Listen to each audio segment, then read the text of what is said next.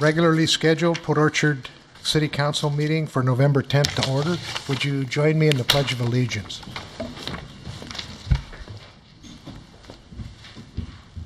I pledge allegiance to the flag of the United States of America and to the republic for which it stands, one nation, under God, indivisible, with liberty and justice for all.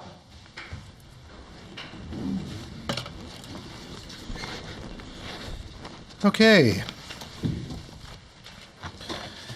We're on item 2, citizens' comments, and I have one. Mr. Kellerman, is that correct? Yes, it is. State my address and everything first. It's up to you. It's Okay. completely up to you. You don't have to if you don't want to. I've recently moved here from out of state, and I'm not familiar with what you do. Okay. Either way, it's fine with us. And then if you're asking a question that you will require an answer later, leave an email or a phone number or your name with the clerk. This is an attaboy. Oh. I recently moved here from out of state, bought a home in McCormick Woods, and there was out in the street where the drain is. I'd always heard it dribbling out there, never thought anything of it, heard it all the time where I lived before and had nothing to do with my house. Well, apparently this did.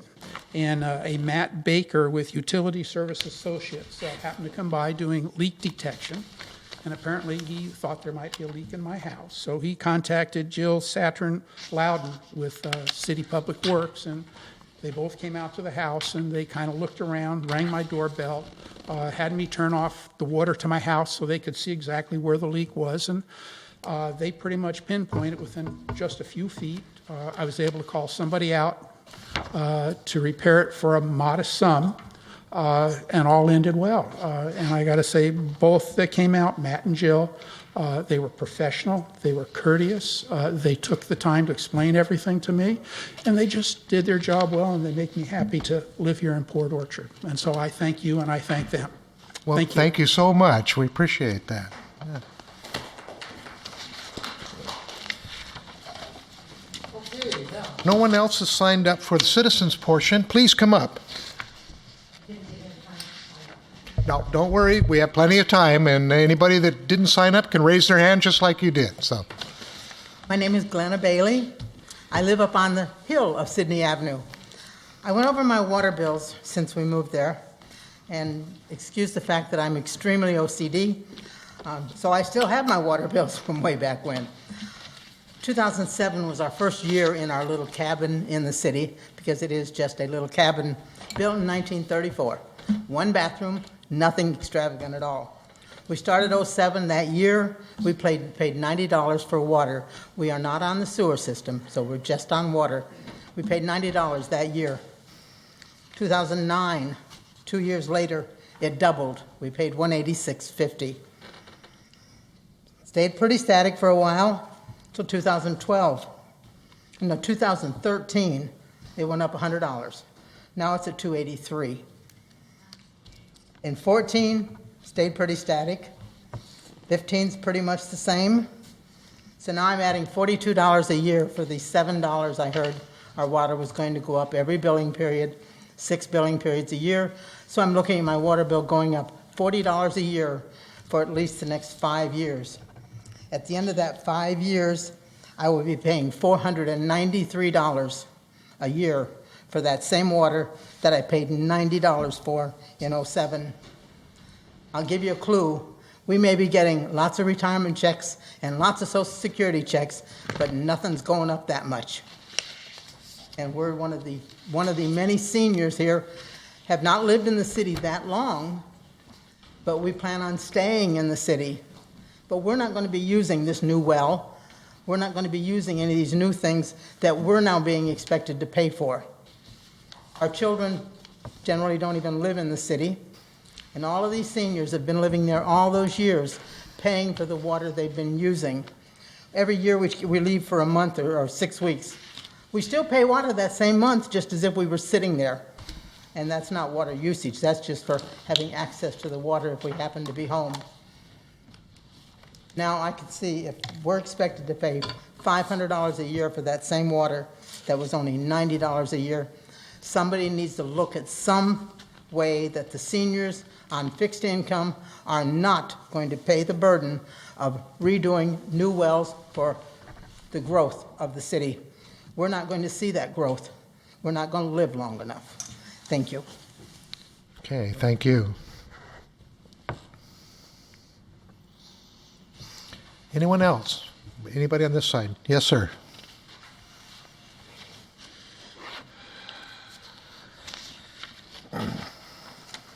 My name is Mark Rill, and I'm here representing a small business that we own. I'd just like to take the comments on the water just one step further. She was going back from '07 till the present rate. I'd like to go from what I paid this year to what's going to happen in 2020. So I've been looking at the different tiers and hookups and meters and things, and I was having trouble trying to figure out what exactly we were going to pay. So I came in today and talked to the ladies in the department, and they were able to work up my last 3 billing cycles for June, August, and October of this year. And we basically paid a little over $7,000, $7,021 to be exact. And then I asked them if they could put together what, based on the rates that were being presented for approval of 016, 17, 18, and on down the line. And next year, our $7,021 bill will be $8,500. The next year, it'll be $9,653. Jumps up to $11,000 the next year, and in 2020, we're paying over $13,000. So just to put into perspective what she was talking about from '07 until now, and I'm just trying to put it in perspective from now till 2020. 7,000 to over 13,000 just seems pretty steep. So thank you for your time. I do appreciate everything that you guys do for the city. I know sometimes it's not an appreciated job, but the service that I do admire from you. Thanks. Okay, thank you. Okay. On this side, anyone else like to speak to the council? Last chance, both sides? Yes. I'm going to be very short, and I'm not very prepared for this. What I would like to say is I live in Strathmore in McCormick Woods. I've been living there 1 year, and I noticed the rates are supposed to go up 11%. Well, I own a duplex in Anchorage. I lived in Alaska for 35 years, and I have a bill right here. Water and sewer, I pay monthly, $120. So I want everybody to think about that. Please don't raise our rates higher than what they are in Anchorage. That's all I have to say. Okay. Thank you. Anyone else? Oh, yes. I'm Beulah Jones, and I really have a complaint about my bill personally. It's always very high, and I can't understand why we pay so much money for water here in little old Port Orchard. And I have noticed, well, there are several things, but it gets really exorbitant in the summertime. I have 2 really big bills from this summer, well, into fall now, because I did use my sprinklers more when we had the really hot days and everybody's lawn dried up and there was moss prior to that took out my side lawn and the front lawn. So I have 2 bills. I am a single person. I'm the only one in this house, and I do use water, but when I start using my sprinklers more, I have a bill for $278 and change for the 2 months. This one, the other one, well, that's the one at my chair. The other one I have in my hand is for $253.60. But one thing I don't really understand is why we're paying for storm. But what really gets me is sewer charges. I'm a single person in this house. I'm not even there all the time. My sewer charges stay at $98. Why is that? $98 for 2 months. And it's a flat charge, I guess. Does everybody in Port Orchard pay sewer charges of $98 every 2 months? You know, that question would be better answered by our utility people downstairs where you pay the bill. Well, I on- didn't. on that window? I can do that. I didn't even go through and figure out the excesses over the 5,000 or whatever it is, but it's just looking at things like this that makes me wonder what is going on. Because we live with these mountains on both sides of us. I mean, there should be melted snow and everything else and all the lakes around, yet this little town charges this much for water. When I moved here from Manchester 4 years ago, I was still paying like $35 then for water. I think that was monthly, but it doesn't matter. Still for 2 months, it would be just $70, and it was sewer. So I don't understand You know, about the water. I think, some of those folks down there need to sit down with you and try to help you understand their billing methods and why the costs are like they Maybe are. I should. I've been out here and downstairs at least 3 times in the last year to ask questions about my water bills, because they're always exorbitant as far as I'm concerned. But I'll do that too. Thank you. All right, thank you. Anyone else? Okay, seeing none, there's another opportunity at the end of the meeting to address the council. We're at item 3, approval of agenda. Move to approve the agenda as presented. Second. Okay, we have a motion to approve the agenda as presented and a second. Is there any discussions, changes, comments? Seeing none, we're going to be voting on approval of the agenda as presented. All those in favor say aye. Aye. Opposed, nay. Thank you, that motion carries. We're on item 4, consent agenda. Move to approve the consent agenda as presented. We've got a couple council folks, this would be the opportunity to put those, to put them on the consent I agenda. would move to excuse Councilmember Cartwright and Councilmember Clausen and add those to, them being excused to the consent agenda. Friendly amendment. Would you second that then? His I motion? will second that. Okay, we have a motion and a second to approve adding F, which is the 2 council folks being excused. Any other comments, any other changes? All right, then, we have a modified motion on the floor. All those in favor of that motion, say aye. Aye. Opposed? Nay. Thank you, that motion carries. All right, we're at presentation item. Joan Mabott, are you here? You're not. Okay. I wasn't sure if she was going to be able to make this presentation, but we have done this in the last couple years, and I would like to read this again. It's a proclamation from me. Whereas in 2015, an estimated 48,960 people will be diagnosed with pancreatic cancer in the United States, and 40,560 will die from this disease. Pancreatic cancer is one of the deadliest cancers. It is currently the 4th leading cause of cancer death in the United States and is projected to become the 2nd by 2020. And pancreatic cancer is the only major cancer with a 5-year relative survival rate in the single digits at just 7%. And when symptoms of pancreatic cancer present themselves, it is generally late stage, and 73% of the pancreatic cancer patients die within the first year of their diagnosis, while 93% of pancreatic cancer patients die within the first 5 years.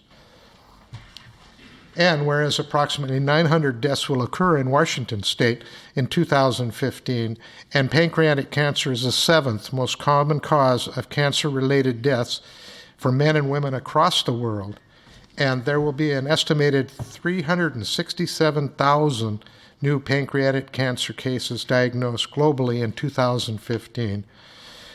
The good health and well-being of the residents of Port Orchard are enhanced as a direct result of increased awareness of pancreatic cancer and research to early detection and causes and effective treatments. Therefore, I, Timothy C. Mathis, Mayor of Port Orchard, do hereby proclaim November 13th as World Pancreatic Cancer Day in the city of Port Orchard, and I call upon all employees and citizens of the city of Port Orchard to observe this day with appropriate recognition thereof. And I sign that. Thank you. Okay, now I regret that I have to inform you that that Team RWB Veterans for Veterans was not able to be here tonight, so that presentation will be postponed, and we'll try to reschedule it for either the last meeting this month or next month. And I'm sorry for that. It was a last-minute change. Also, I got a phone call this afternoon from Mr. Powers, Kitsap Economic Development Alliance, and he too had an emergency come up that he is having to reschedule. But he has already rescheduled for the last council meeting this month, so he'll be here in 2 weeks. So we'll move on to D, South Kitsap Water Reclamation. And Mr. Wilson, you have the floor. I did not pay off the two former speakers. Thank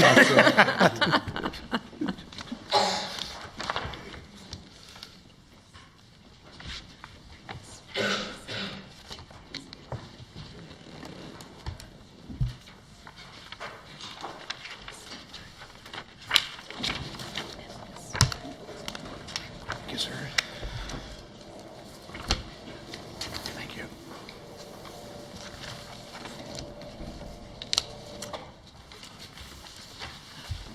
Thank you.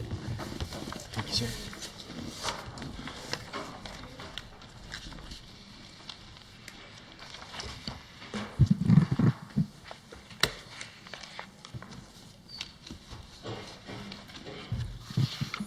Good evening, Mayor Mathis, City Council members. I'm Michael Wilson, General Manager of West Sound Utility District, and I'm here to give you a short presentation on the second half of our biennial budget. As you recall, last year, the district presented to this council an overview of the 2015-16 biennial budget. This is our second time that that the board, the West Sound Utility District Board of Commissioners have adopted a biennial budget. Now we're in our second year. During the review of the upcoming year, there are a few minor modifications to the district's budget, and there's a few minor modifications to the regional sewer treatment plant's budget. So we're here tonight to give you an overview of those modifications. My expectation is to kind of go over this in about 15 minutes and entertain any questions, so it won't take a real long time. But we'll go ahead and start off with...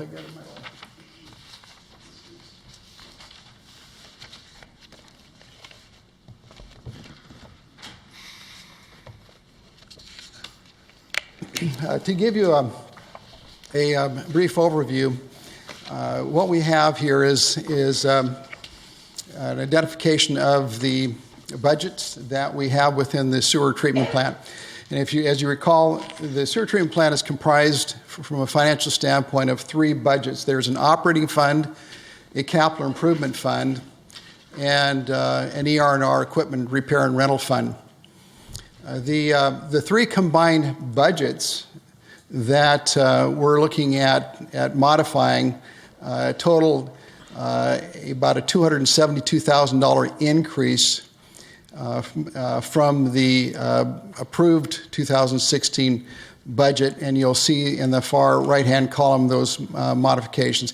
And essentially what you'll find as we go through the budget, there's really three projects that have been continued from 2015 into 2016. As a result, it's resulting in the increase in those budgets. We'll talk about that later.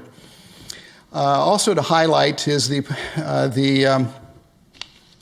Public Works Trust Fund loans that we have to fund the expansion and the renovation of the plant that occurred about 10 years ago. That outstanding balance continues to shrink. As you recall, last year, our balance on those outstanding loans was about $8 million. It's down to close to $7 million. We're paying those loans off at about $950,000 a year, and those two loans will be paid off in 2022 and 2024. The one change that was approved in the biennial budget, and this is going to remind the city, is that the city and the district's contribution for that debt is being increased in 2016 2016 from $200,000 a year to $250,000 a year. And that comes from our respective funds that we use to generate the general facility charges. We both maintain separate funds where we collect general facility charges from new development when they connect to the sewer. A portion of the general facility charges is identified as the sewer treatment plant capital fund or general facility charge fund, and that goes into a separate fund for each of our utilities. And then from that, we draw from it, and portion of the money goes into the sewer treatment plant. That's the fund that we're talking about contributing an additional amount. It still only amounts to $250,000 from those general facility charges that we generate from new development that's going into the operating fund to pay for about a $950,000 annual debt. And so seeing that increased a bit is certainly a good policy step forward. For 2016, the general facility operating revenue is $1,454,000 from, and that's the of that $1,450,000, that's the district's portion, and $1.5 million is back up a bit. The $1.4 million is the city's portion. The $1.5 million is the district's portion. For 2016, there is a 50-cent increase per ERU that's going from both the city and the district into the SCORF operating fund. It's being increased from $21.50 to $22. That has not been increased in several years. That increase is needed in order for the continued proper funding and maintenance and operation of the plant, and also to make sure that we ensure to have enough money set aside in the future for future capital projects. And my expectation is that it should stay at that level for the future years, but it's a minor increase that was adopted in last year's budget. 2016 objectives, the plant operation. Again, this is kind of repetitive from what's in the current budget, but a couple little minor modifications to it. For personnel and staffing, there's a proposed increase of 1% in salary. We base salary increases on the mid-year cost of living indexes, and the cost of living indexes range from 0.5% to 1%. The district also contributes $950 per month toward the medical benefit programs for the employees. That has not changed in several years. We've kept it at $950 for it's been for at least 5 years. The three programs that I'd like to identify that are very important for us to just touch base on is one for 2016 is the continued evaluation of the biosolids program. That process has already begun. This is an important evaluation to determine how the district is going to, as we operate the sewer treatment plant, is going to deal with our Class A biosolids. And right now, a portion of the biosolids is classified as Class A, but primarily most of the biosolids are still continuing to be transported to Eastern Washington. What we're going to be looking at is whether or not there is a more cost-effective or better way to deal with biosolids, or whether or not to degrade down to the Class B level and then find a different location for dealing with the disposal of biosolids. And one of them is spray application or continuation of transporting. So that process will result in a report, and the Sewer Advisory Committee will be reviewing it. My expectation is that report probably will be done within the next 2 months.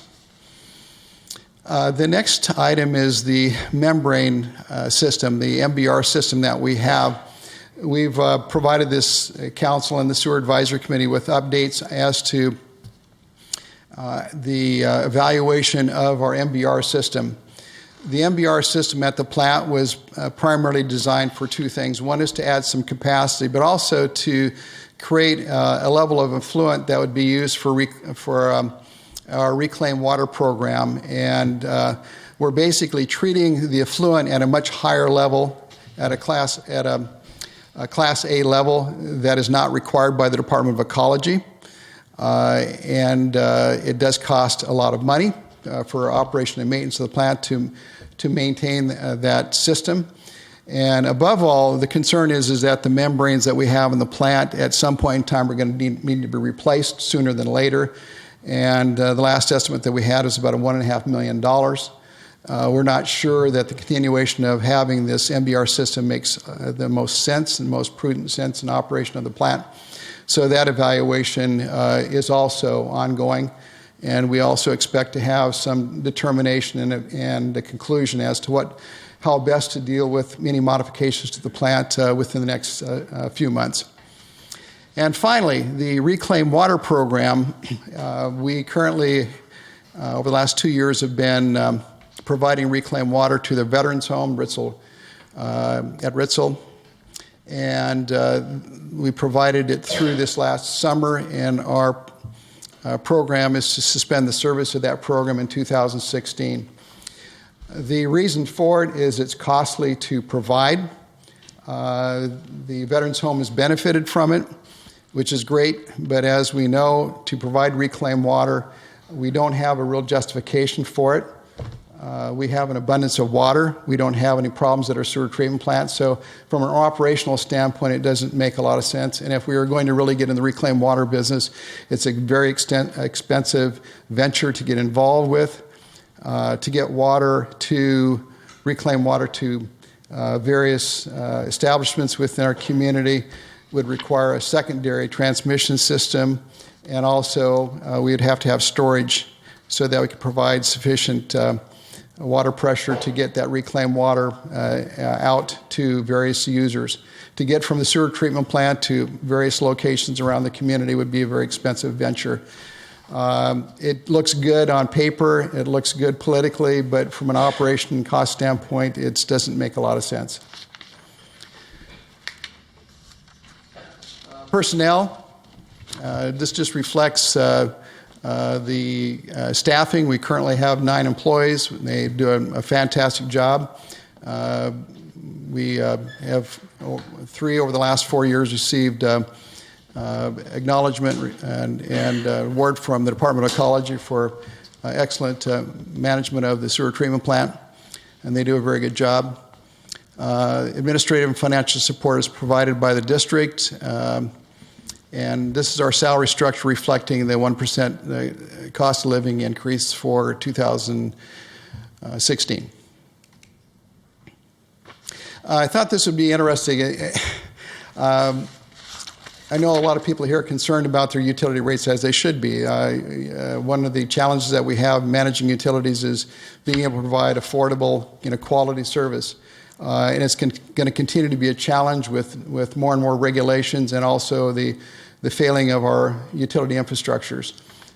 Being able to continue to pay for the replacement and upgrade and maintenance of our utilities is a significant challenge. What we have here is just a comparison, and this is just for paying for sewer treatment. King County charges $42. King County provides sewer treatment to a lot of municipalities in King County. Lott provides sewer treatment services to Lacey, Olympia, Thurston County, and Tumwater. They charge $36.06. I was just on the phone today for about 20 minutes talking to Kitsap County finance staff to try to help them out calculating how much does it cost to provide the sewer treatment portion of the sewer utility operations in Kitsap County, and they do not have that calculated. I'm working with them because I want to find out from them what the cost is. Manchester, for example, the sewer bills, I think everywhere that's Kitsap County, if I'm not mistaken, provides sewer service. I think the rates are $66 per ERU. I own a house in Manchester. My bill is $66 per month. I'm curious as to how much of that $66 goes toward paying for sewer treatment. They have not yet calculated that, but as soon as I find that out, I've been trying to find out what other utilities, how they calculate out or factor out their sewer treatment costs, and they also do not break it out. And without me spending a lot of time going through everybody's budget and trying to figure it myself, at least I got this information for you. The sewer treatment plant operating fund for 2016. This just reflects the modifications for revenue and also the general facility charge revenue. We calculate the revenue based on ERUs, and the ERUs is a formula I think that works real well. I think it's been in place for about 10 years now. And the Sewer Advisory Committee reviews those ERU calculations each year, and that's a basis for how we charge. 49% of the revenue this next year will come from the city, and 51% will come from the district. A few of the programs that we have going on, education program is a big priority within the utility district for the sewer treatment plant, and also we have within our operating fund $40,000 that's being transferred into the ER&R fund in 2016, and we should be at the required level in order to be able to sustain that ER&R fund from this point on. $400,000 is being transferred into the capital fund for 2016. I might point out, as we kind of go through this, is the ongoing challenge of funding long-term capital projects. It's certainly a challenge that you all face here, all the utilities face. We also face it at the sewer treatment plant. And also it's $950,000 in debt each year. For the capital fund, we have a 20-year comprehensive capital improvement plan. I've given Alan a copy of the revisions to the budget that has the 20-year CIP. We contribute, both the district and city, both contribute from the sewer rates, $1 per ERU that goes into that capital fund.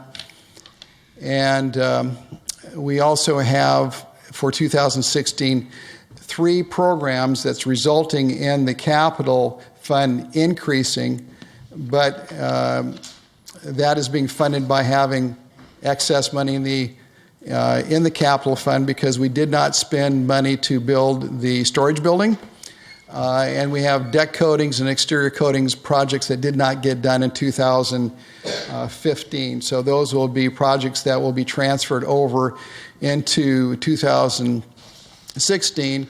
And the primary reason for it is that we had the 2 major projects, getting the 2 digester lids completed.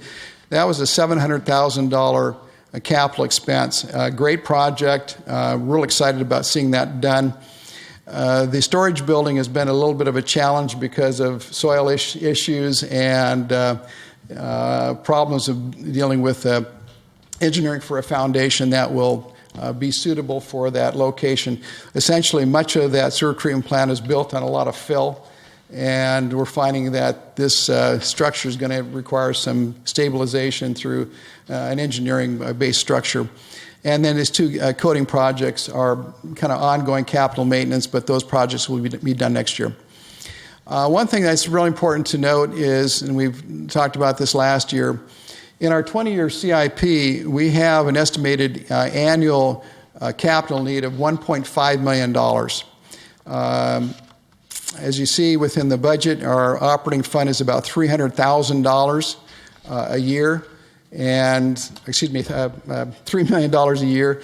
And of that, the $950,000 that we pay for debt consumes about close to 30% of our operating budget. Once that debt is paid, we will be in, I think, quite good shape, but being able to get to 2022 and 2024 when that debt's paid off, we think we're going to be okay to be able to do the projects that are needed to get there. But we just to make sure that we don't have any, big unforeseen projects, and the MBR system is probably the big key issue, and then also how we deal with that biosolids. That's why those 2 projects are so important to figure out where are we going to go.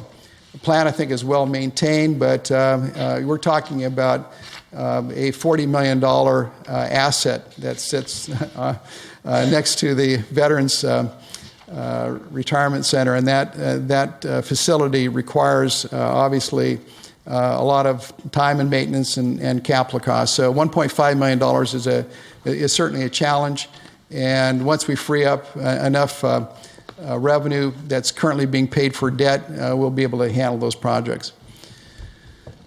And that shows the changes in the budget, just simply moving those projects into 2016. And we are also looking at maintaining a strong fund balance in both our operating fund and capital fund.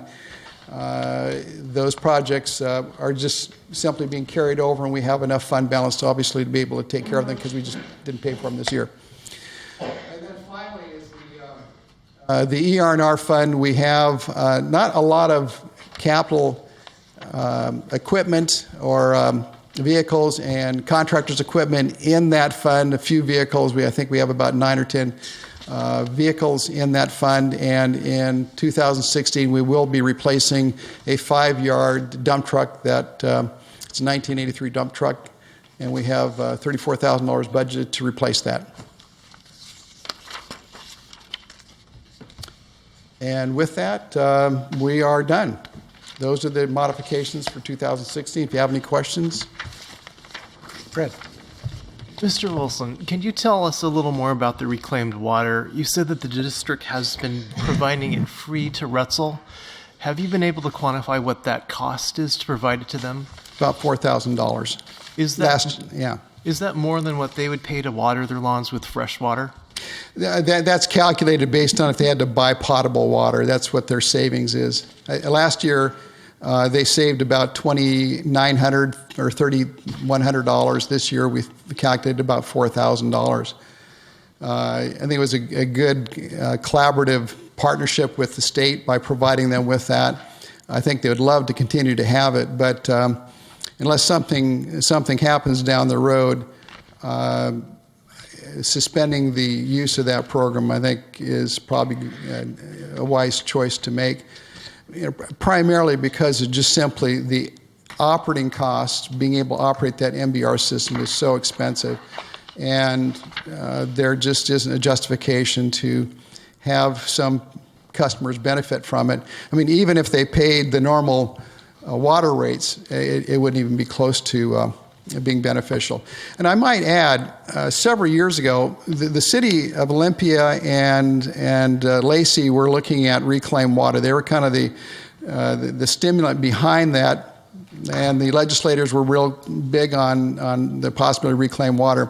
A study was done by HDR, and they calculated that the cost to provide reclaimed water was about 4 times more expensive than providing potable water.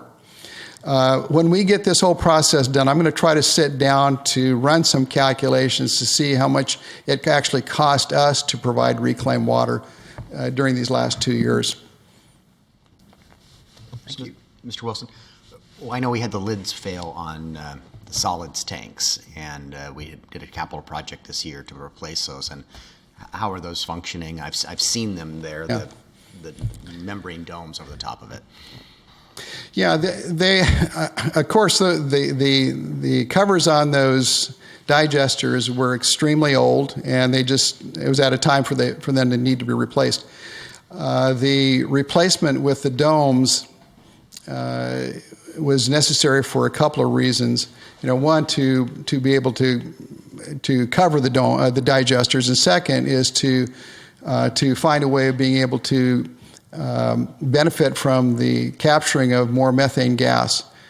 So they are running, the way that they install those digester lids and the mechanics that they put in is they'll be measuring the amount of gas that's going to be accumulated from both of those digester lids.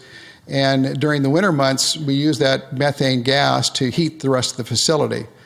So rather than burning off the excess methane gas, we'll be able to actually use it more.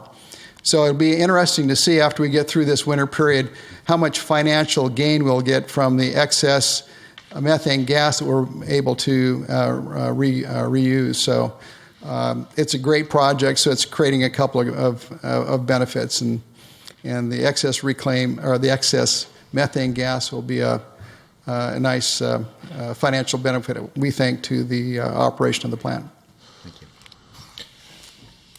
Oh, Mr. Wilson, just a clarification to me that the MDR system is in need of upgrading, and that's for that reclaimed water? Is that, am I? No, the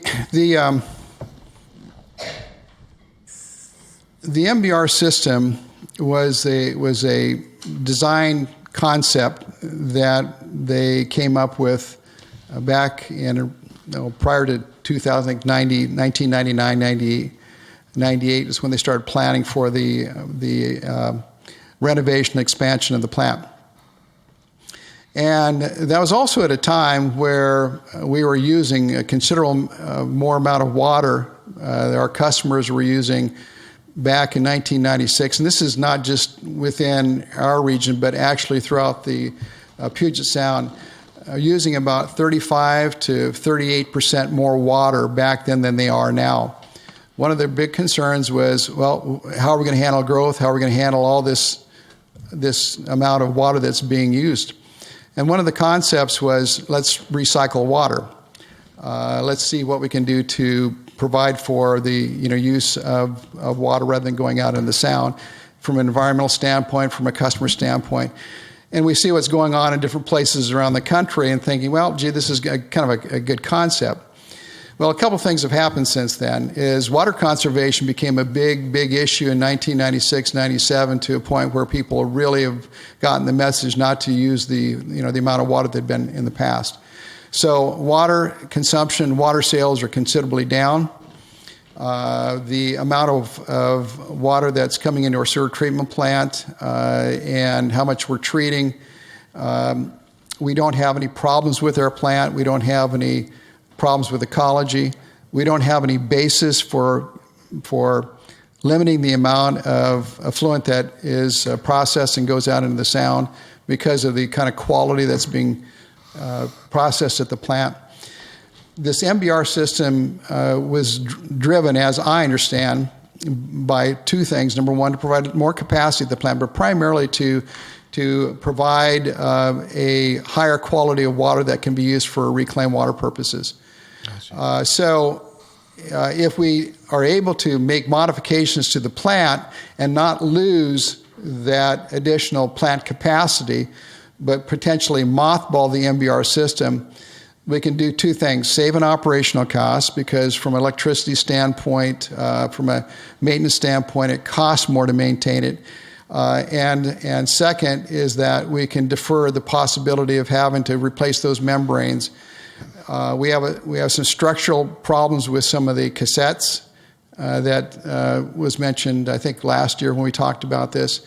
And also just the fact that those membranes have kind of reached their life cycle that needs to, at some point in time in the near future, be replaced. And that's a big expense. So if we don't need to maintain, if we can mothball the system and go in a different direction, we need to look at that option. Okay, thank you. Any other questions? Well, thank you so much. Appreciate it.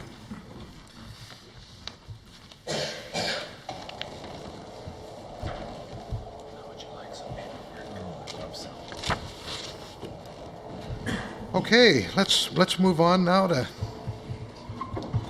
public hearing, and we'll start with Mr. Bond. Will you tell us about A, public hearing, adoption of ordinance amending Appendix G? Yes, thank you, Mayor, members of council. The 2015 Comprehensive Plan Amendment process is nearing completion. The City Planning Commission conducted a public hearing on the proposed 2015 amendment and deliberated on the amendment at its September 21st meeting. SEPA has been completed and the appeal period has ended. The Department of Commerce has been notified of the proposed amendment and the 60-day notice period has closed. The ordinance provided will have the effect of amending Appendix G of the city's comprehensive plan, which will replace the 2014 six-year transportation improvement program with a new 2016 to 2035 transportation improvement program. Staff recommends approval of the ordinance amending the comprehensive plan as written. Okay, I will hereby open the public hearing. No one has signed up, so if you would like to make testimony to the council, please raise your hand and be identified. Anyone? All right, seeing none, I hereby close the public hearing. Council? Yes, Mr. Chang. I have a detailed question, I guess, for the city engineer on the reasonably constrained spreadsheets, or maybe Mr. Bond can answer. Item 1.8, the Bay Street pedestrian pathway construction. We're still showing a sentence that says includes the demolition removal of 5 overwater structures. So are you saying that that's still budgeted whether or not that's the way that we intend to go? Or why is that sentence still there? I think it's in the capital improvement program whether or not you do it. So it needs to be in the plan. If you're going to do it at all, you can still not do it, I think. But you would have to amend the plan. Right. I mean, this is the conservative approach from a programming standpoint, whether we remove 4 or 5 or 5 of 5. That way we don't have to come back and amend the plan. So it's sort of a worst case scenario, like at the most we would remove 5, but it could be less than 5. Correct. Okay. I think, I mean, you raise an interesting point. I don't know that that sentence necessarily has to be in the description. So if you wanted to strike it as part of a motion to approve this, you certainly are free to do it. And it wouldn't have any bearing on whether we spend the money or don't spend the money. The project is in the plan at a certain dollar amount. Well, I would move that. I don't know if anyone would second it. But do we have a motion to approve the whole? No, there's no motion on the floor. Your question was the first action on it. We can entertain one and then, Mr. Mayor, yes. I would move to adopt an ordinance amending Appendix G of the city's comprehensive plan as submitted. Second. Okay, we do have a motion and a second now. Open the floor for discussion. I would propose an amendment that we delete the sentence that we discussed from Capital Project 1.8. The sentence reading includes the demolition / removal of 5 overwater structures.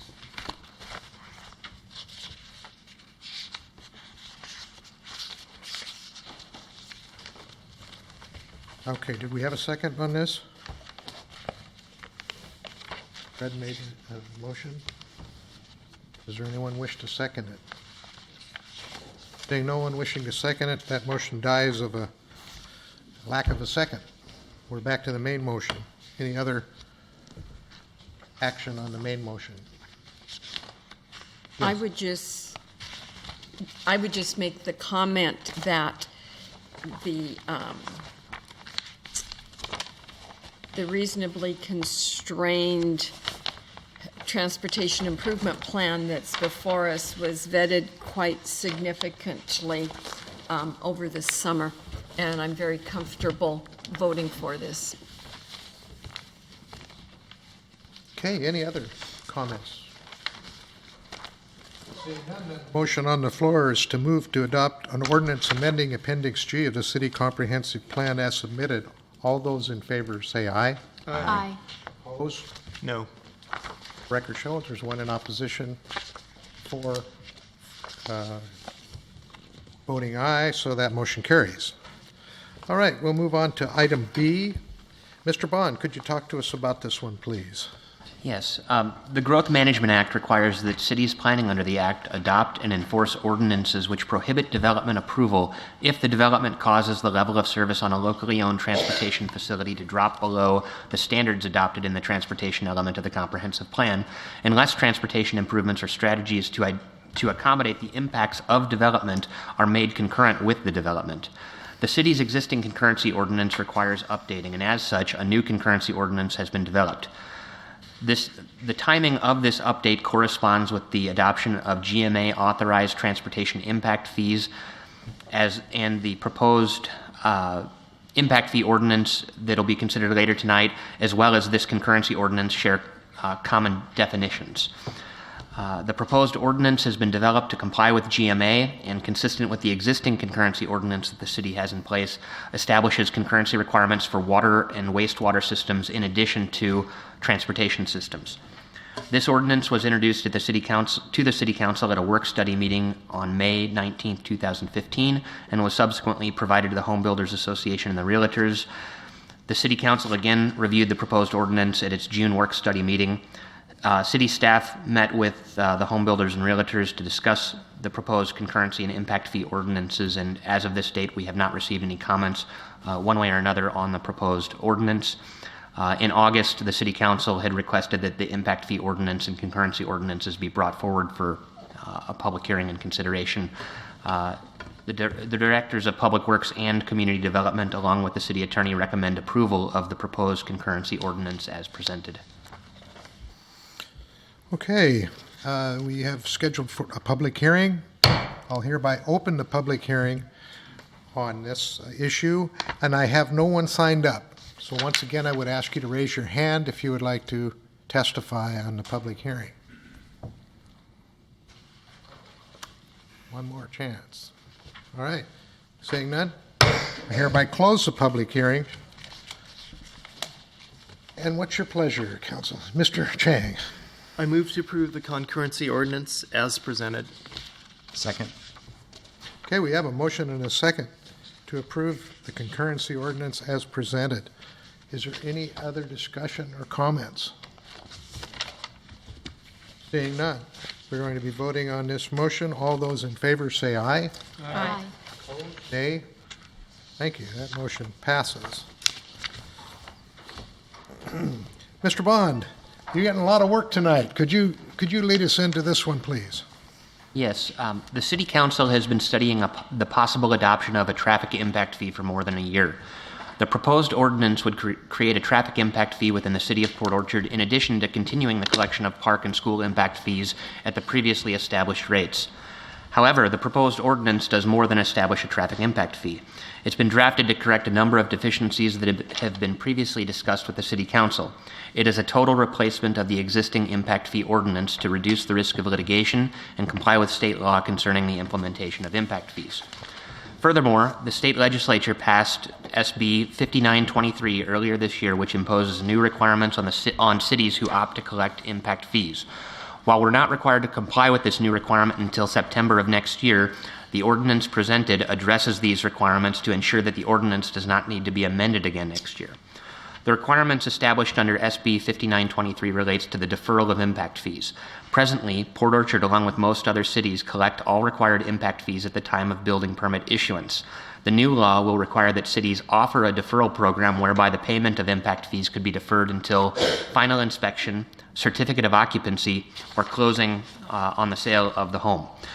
The ordinance drafted utilizes option 2, collection at the time of certificate of occupancy issuance, as a closing at any later date would be more difficult for the city to administer. The existing and proposed impact fee rates within Port Orchard are as follows. The existing school impact fee, and as well as the proposed school impact fee, remains at $1,370.83 per single-family residence, $761.41 per multifamily residence. The park impact fee will remain at $840.46 per single-family residence and $605.21 per multifamily residence.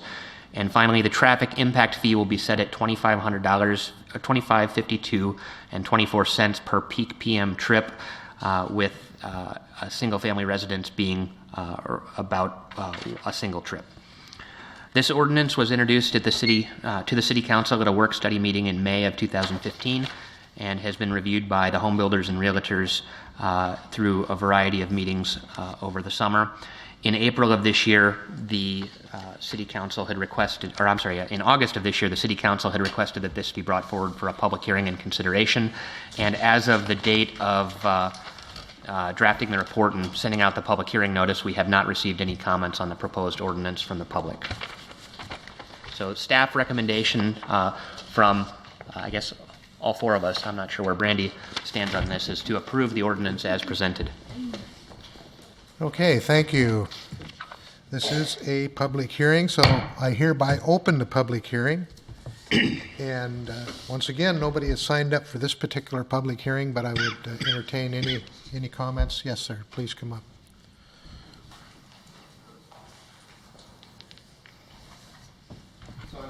Yeah, Port Orchard Chamber of Commerce, and we've come a long way in this, and as I said in the very beginning, I know that the impact fees are inevitable. I would still like to point out, though, that if we brought a YMCA comparable to Silverdale to Port Orchard, the impact fees would almost be $1 million. The new high school, well, we're asking for, what, $124 million? Give or take $1 million or two? This would add another $500,000 to the construction of the high school.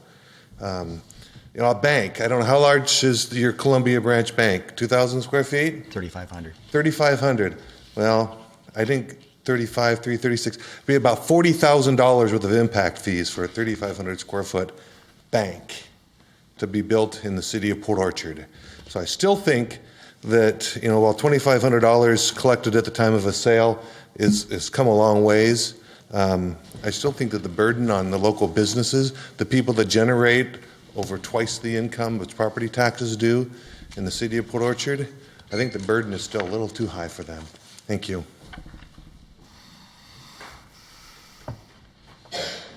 Anyone else on this side? No, on this side.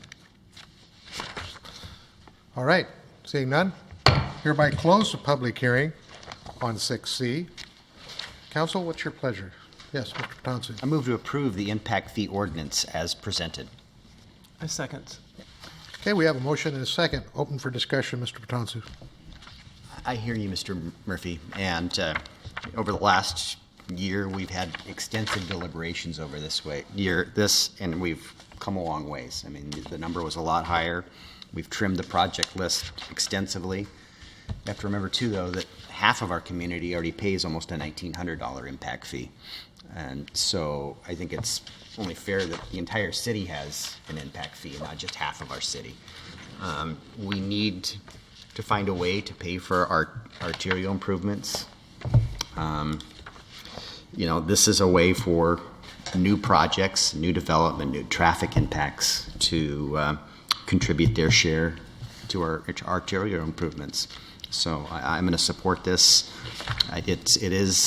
It does, and we've got to be careful that these fees aren't too high, because we'll cause development or business not to come to our community. But I think we're on the right track here, and I'm comfortable with the number we've got. Anyone else on this side? Yes. I would just personally like to acknowledge and compliment our consultant that put together the impact fee report for us, because he was able to determine by our zoning and anticipated growth exactly what each area, what their percentage of impact on the various projects would be. When we started this, the calculation of the fee was not as complex as we asked them, and he did significant work, and we did significant work on the project list. So I personally want to compliment the consultant firm that came up with this. I compliment Mark and Nick for working with the consultants to get this to a reasonable number, and I'm pleased with the work that went into this. So I thank our staff. Right. Yes. I would just say I'm a little conflicted. I'm not in favor of raising taxes or fees and stuff on our citizens or developers. However, one of the problems we're having that was discussed tonight by our citizens was sewer and water rates, and frankly, those rates are going much higher, much faster than we want because we didn't deal with it properly before. Because we're not being proactive, and we've got the same dang problem with our traffic impacts and the different things that impact our citizens. And if we don't pass a transportation impact fee, then it's basically passed on to the citizens anyway. And I do agree with Rob that in McCormick Woods to pay $1,900 and then the rest of the city pay nothing is, I'm conflicted, but I feel like I have to vote for this, and mainly because that's our job, is to move the city along and do the best we can for it, but not to put our head in the sand and act like we'll just hold the fort, and the next thing you know, we have water and sewer rates like you're looking at, and you're angry. So we need to do this, unfortunately. Yeah. Yes. I just wanted to address the public comment that was made with regard to the possible high school, and to say that when that high school goes in, a lot of those trips are going to be moved from one school to another and not just be added to the system. And so they are able to do a study that's going to show that they don't have the standalone impact of one new school, and that it's going to be mitigated at least by reduced trips at the other school, and that'll all come out of a report. So at least on that point, I just wanted to add. There will be a formula applied to that. Right. And then I'd like, also on that same conversation, we have had some preliminary conversations with the school district. We know that that project will trigger some intersection improvements, and without this impact fee ordinance, they would be basically building that improvement with no potential credit. So with the impact fee in place, those impact fees will actually go towards the construction of those offsite improvements that will be generated by the impact of that project. So, so they won't have just this money going into this pot. It's actually going to go into physical improvements rather than, and potentially, it's going to reduce, they'll go, towards that project, plus any land that's donated will also be available. So it isn't just a look in the number and say this is the number. So, And Mark actually reminded me of one other point I wanted to make, and that is we currently don't have an interlocal agreement between the school district and the city for the collection of impact fees. We have worked on one with with Tom O'Brien, who has now retired, and his replacement, Tom Part 2, Adams, is moving that forward, and I hope to have an interlocal agreement before the end of the year that would cover any disputes related to the implementation of a school impact fee so that the city is protected. When did Tom retire? About a month ago. Is that right? All right. Do we have a yes? I'd just like to add, I'd especially like to thank the staff because you bore the brunt of criticism. You tried to anticipate what the council wanted, and we weren't. We had to make up our minds, and so thank you. All right. The motion on the floor is moved to approve the impact fee ordinance as presented. All those in favor say aye. Aye. Opposed, nay. That motion carries. Thank you. Item 6D, Mr. Bond. This final ordinance that's before you for a public hearing is to adopt the definitions chapter to support the concurrency and impact fee ordinances that you've just approved. Now that you've approved those other ordinances, it's essential that we have definitions, and so it's a pretty straightforward proposal. Okay. Well, I hereby open the public hearing on 6D. No one has signed up. Anybody wishing to comment, please raise your hand.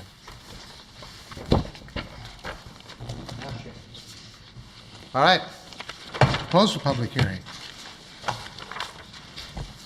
Council, yes. Ms. Ashby. I move to approve the impact fee and concurrency definition ordinance as presented. Okay, we have a motion and a second to approve the impact fee and concurrency definition ordinance as presented. Any discussion, comments? Seeing none, all those in favor of the motion on the floor say aye. Aye. Nay. Motion carries. All right, we'll move on now to business item 7A. Mr. Dorsey, could you tell us about this one, please? Yes, Your Honor, council members. Now that Nick's taking care of the easy items, I get the heavy lifting.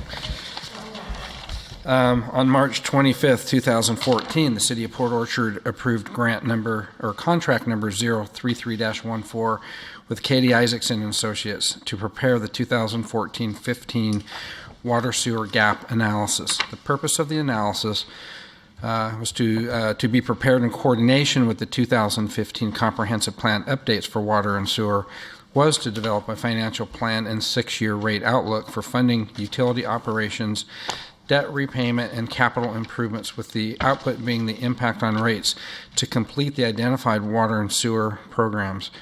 Over the course of 19 months, numerous revisions, redirection, and several public meetings, a PowerPoint presentation of the proposed 2015 water and sanitary sewer rates were presented by Ms. Katie Isaacson on October 27, 2015. Along with the proposed rates for water and sanitary sewer, amendments to Port Orchard Municipal Code 1304 will also be required. Staff recommends adoption of Ordinance 020-15, thereby increasing both water and sanitary sewer rates, approving amendments to the Port Orchard Municipal Code 1304, see attached red line, and to be made effective January 1st, 2016. Okay, council, what's your pleasure? Mr. Thompson. Move to adopt ordinance number 020-15, thereby increasing both water and sewer rates, approving amendments to POMC 13.04, and to be made effective January 1st, 2016. I'll second that. Okay, we have a motion and a second. Open the floor for discussion. Comments? I guess I'll start. Jerry alluded to it earlier in our traffic impact fees. We're all ratepayers too, and I don't take this lightly at all. We've got a well that we drilled 10 years ago that should be providing our drinking water to our community, and it's still not hooked to our infrastructure system. As a result, we're buying water from the city of Bremerton because we don't have enough water to provide to our community. We should have years ago, and I've been advocating for it for the 8 years I've been on the council, to increase our rates a little bit to provide for our future capital needs, or our current capital needs. And as a result, we don't have any money in the bank for this stuff. We've had to borrow $6 million for this well. We probably should have had a great deal of that money in the city coffers. We've had some testimony and emails, that what about seniors and these, how are we going to protect seniors and customers that don't use as much water? In this rate structure, we've put in a 34% discount, as Katie Isaacson spoke to in our presentation, to incent conservation and to try to protect our seniors who are low-income users or low water users. On the sewer side, we've got 4 pump stations that need to be replaced. One of them's down at the marina. It's below sea level. It's got a failing seawall. We can't wait for a catastrophe to take care of this. We've kicked the can down the road for too long. These are uncomfortable rate increases. There's no doubt about it. We've been at this for 18 months, and where we started when we first got this capital project list a year and a half ago, the rates that we were given at the utility committee were double this, and we just shook our heads and said, we can't do this. We've taken the capital projects, many of the projects that were on that list, and took them off our 6-year plan and moved them out even farther, but because we couldn't stomach even higher rates. What we have on here is really what we need to take care of our community for into the future. And I don't like it any more than any of the rest of you. I'm a ratepayer also, but these are difficult decisions, and we've got to do this.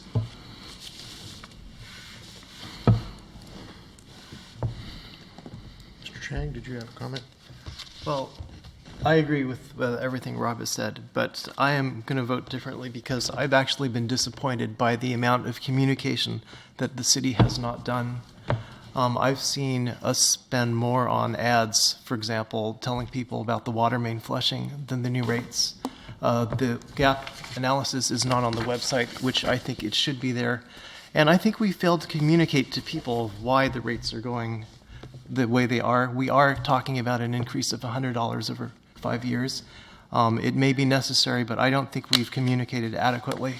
So because of that, I'm going to be voting no.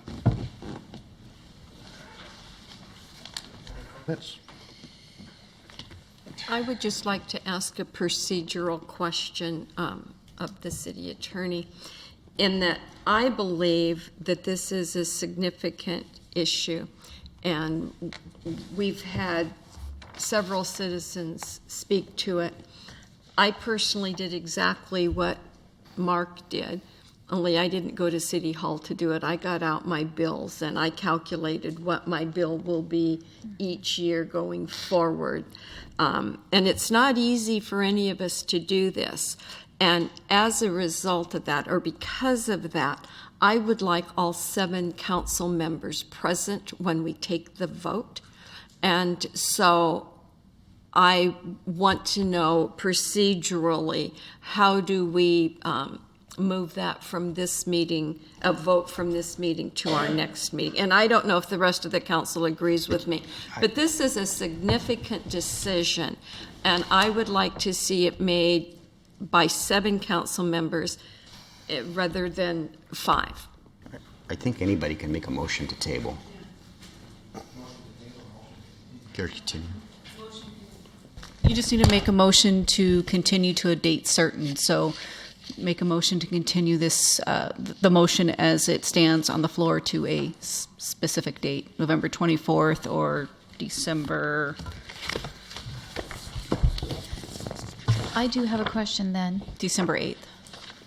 Is it possible to build in some more time then to communicate what's pending right now?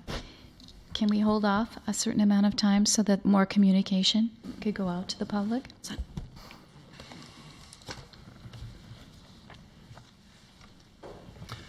We could. I don't know exactly what that communication would look like or how long we would need to do that. Thank you for raising the question. This is something that I got in my Cascade natural gas bill. I know we can't do that because we've outsourced our bill, so we are not able to do that, but I think this is a good way to get a message to all of your ratepayers. I don't think we've done that. I would think that, yes, we could perhaps meet that. Mr. Martin, you had your hand up. I did want to clarify that, we were instructed to print it on the water bill, which we did, and I think we provided language to the council for that. And also it is on the website, and it's an item there, and we've had people look at that. And we've had people come to City Hall and talk, as one gentleman did, to the utility billing clerks and talk about this. So from at least the treasurer's point of view, we've had contact with the public, and we've heard from some of those folks. So are you making a motion then? So, Yes. Clerk Reinerson, what's your determination of the? Yeah, they can just make a motion to move it to a future meeting. The next one is November 24th or December 8th. Unless you want to send out notices, then it'll be. Yeah, we can't. We need this done before January 1st. Or December 22nd, I think, would be the last meeting in December.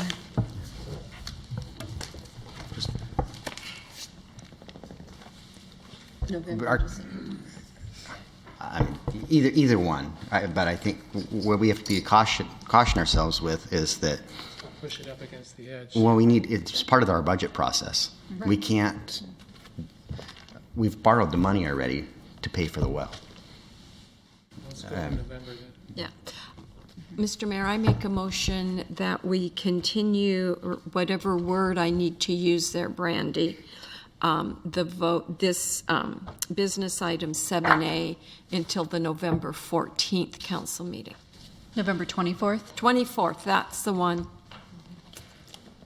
Okay, we have a motion on the floor to continue the decision on this item 7B until November 24th meeting. Do we have a second? Second. 7A. Pardon me? It's 7A, not 7B. Oh, 7A, yes, you're right, 7A. We have a motion and a second. Discussion? All those in favor of the motion, say aye. Aye. Aye. Opposed, nay? Thank you. Motion passes. Mr. Dorsey, we're at item 7B. Could you tell us about this one, please?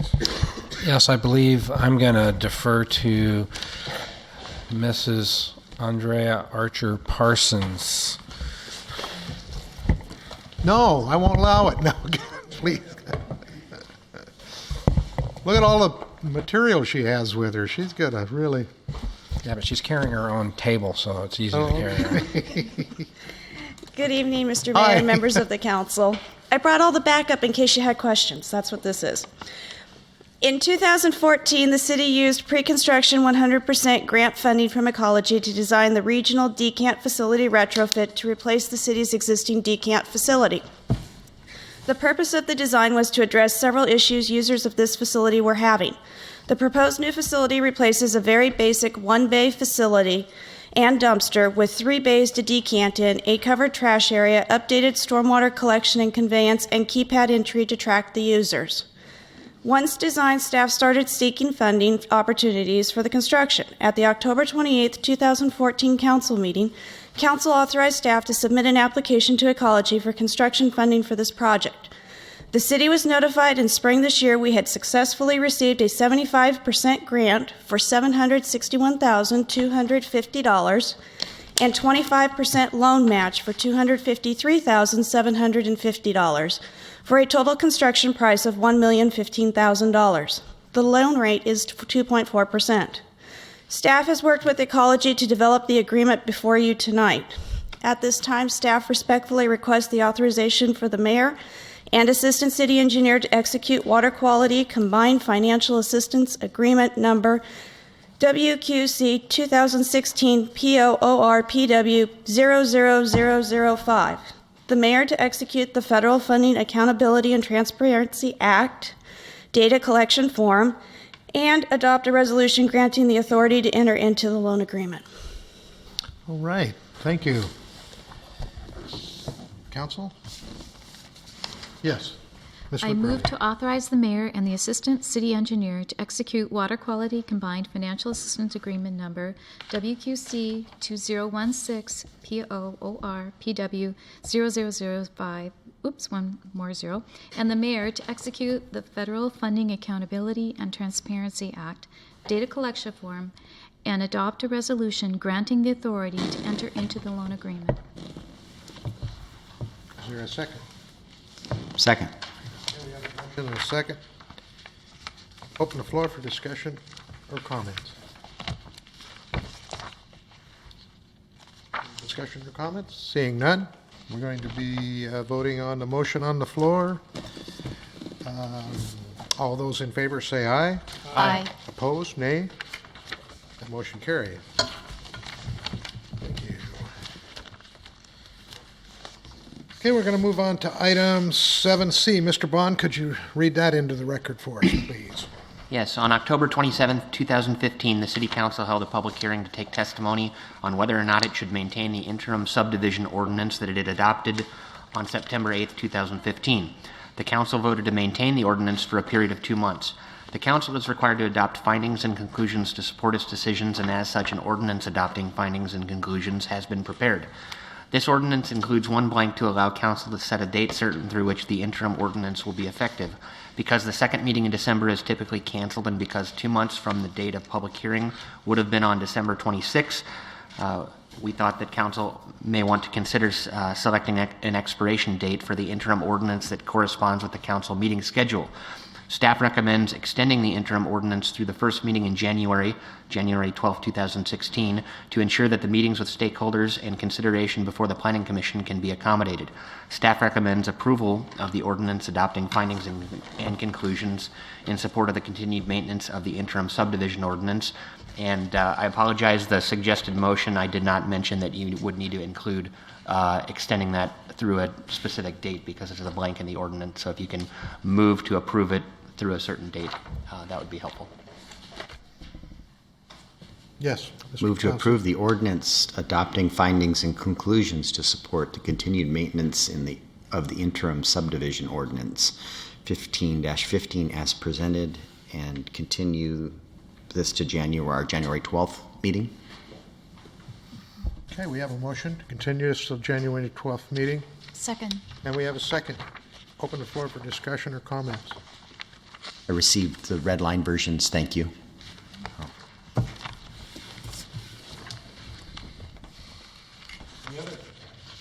Seeing none. We're going to be extending the time, adopted time, till January 12th, 2016. All those in favor say aye. Aye. Those opposed, nay. Nay. Record show there was one in opposition. That motion carries. All right, we're on item 7D. Mr. Bond. Yes, thank you. This agenda item is the same issue as the last item, except that it has to do with the city's interim permit processing ordinance. Again, we would ask that the council move to approve the ordinance adopting findings and conclusions to support the continued maintenance of the interim permit processing ordinance 014-15 as presented until January 12th, 2016. It's your pleasure. Mr. Chang. I move to approve the ordinance adopting findings and conclusions to support the continued maintenance of the interim permit processing ordinance 1415 as presented, to be continued till January 12th. Second. Okay, we have a motion and a second. Any other discussion or questions? Seeing none, we're going to be voting on this. All those in favor say aye. Aye. Opposed, nay. Nay. Record show there's one in opposition. That motion carries. Okay, we're at 7E. Mr. Chang. Okay, well, some of you may remember from our October 20th work study when we were discussing the Transportation Benefit District that I was tasked with contacting the South Kitsap County Commissioner, Charlotte Garrido. So I did that. She was out of town, but she kindly called from New York. She was willing to talk with us. And at the time, I believed the item would be discussed tonight on tonight's agenda. Apparently that hasn't happened, so what we're having here is a discussion of perhaps a better venue for her to discuss her interests. I know that other council members have other ideas of the procedure that we might approve a transportation benefit district, but then bring in the county to talk about possibly changing the borders. So that's what this item is about. I know I've had conversation with Commissioner Garrido about this matter. I serve on another policy board with her, ran into her and brought it up in passing, and they're willing to discuss it with us. I don't think any participation by the county, though, is going to come quickly. I think my personal opinion is that we should move forward, have these conversations with the county, but move forward with our own plan and potentially amend it at a later date. But the county is willing to discuss it with us. I don't know what that looks like, but there is interest. And Fred, I guess I wasn't sure exactly what your question was, but I do believe that, because I too sit on another board with Charlotte, and she is very willing to sit down and talk to us about it. But I believe perhaps that conversation needs some council representatives there and probably some staff representatives there to begin the dialogue, to see what the interest level may be. I know that's where I would take it. I also personally am supportive of including the county and our entire UGA in a transportation benefit district, but I also know that I don't want that to delay us in moving forward with the Transportation Benefit District. So whatever we need to move our Transportation Benefit District forward and our discussion with the county forward, I don't know that they have to be done together.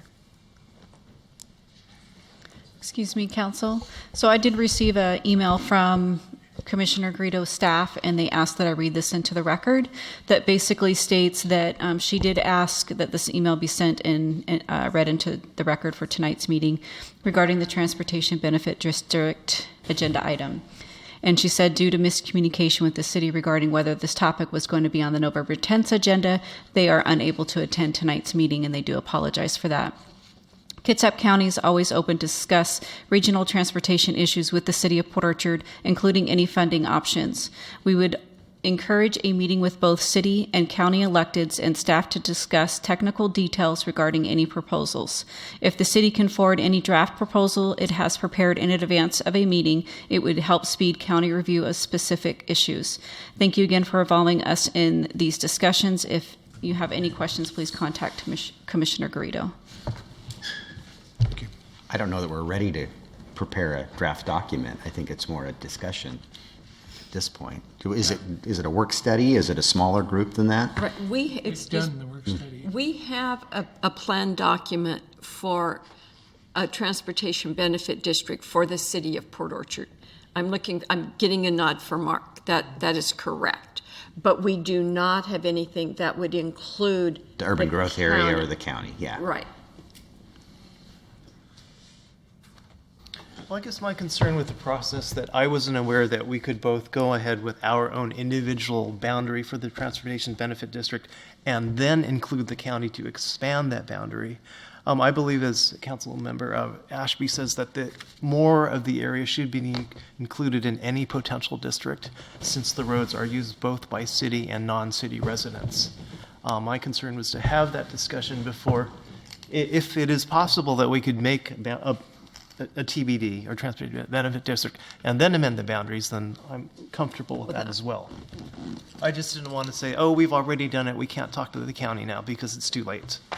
Ms. Morris, is it possible to amend the boundary in the governing body at 6 months or a year from now? Well, there isn't anything in the statute that addresses that, but there's nothing that prohibits it either, because it's established with an interlocal agreement. So you could establish your transportation benefit district and then expand the boundaries later with the interlocal.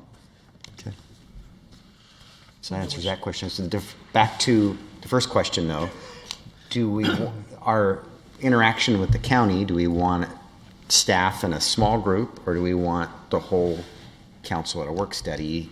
The challenge of putting on a work study, it's probably going to push it out farther than trying to have a smaller group.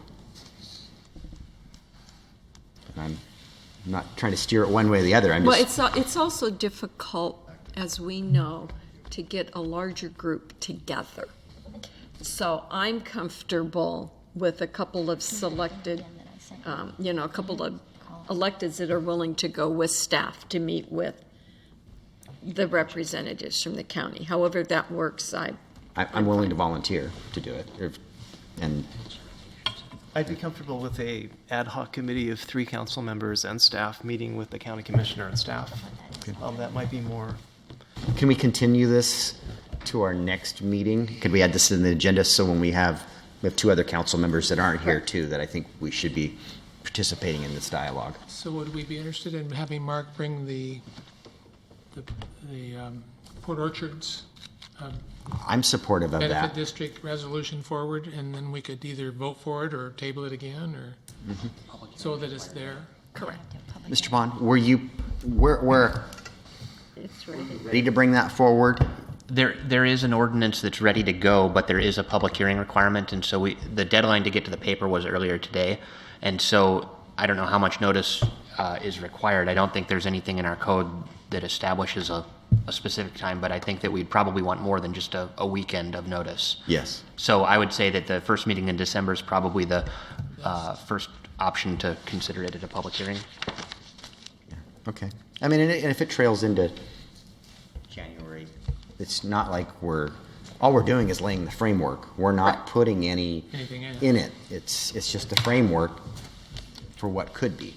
Correct. And then we'll discuss, if we could discuss this again 2 weeks from tonight at our next council meeting, or at our work study, one of the two. And it's just picking a committee, an ad hoc committee, to sit down with the county with staff. Work study would be a good place. Good work study would be great. But do we want the public hearing notice for the December? I would like it. I would like to hear from others. If we do that, it won't happen. Right. Randy, hear that? Great. Okay. Okay, does that conclude this business item? Yep. All right. Okay. Report of the council committees. Mr. Clausen's not here. Does anybody have a finance report? Well, Monday morning, we're at 8:30. We start the budget process with staff. I think the notice went out for that today.